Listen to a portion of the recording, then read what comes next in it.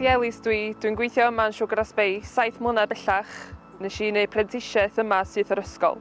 Becws yn Llarws, Gogledd Cymru di Siwgr a Sbeis. Dwi yma'n coginio a dyn ni'n gwneud lot bethau gwahanol. Sponges, scones, quiches a lot o bethau eraill.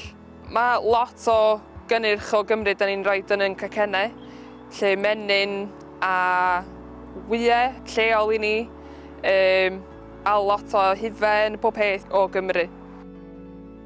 Mae'n cynnyrch ni'n mynd ar draws Gymru, siopau bach lleol a archfarchnadoedd. Dwi'n defnyddio'r Gymraeg drwy dydd efo pawb yma. Mae'r ordorsus yn dod mewn yn Gymraeg a dyn ni'n cael archebion yn dod mewn yn Gymraeg. So mae'n neis gallu siarad Cymraeg drwy dydd bob dydd. Mae'n bwysig I weithredu ddwyieithog. Mae'r pecynnu I gyd yn ddwyieithog.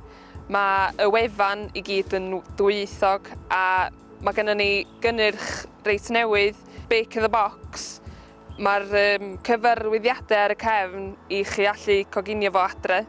So just blawd a siwgr ynddo fo a dych chi jyst yn adio menyn a wyau.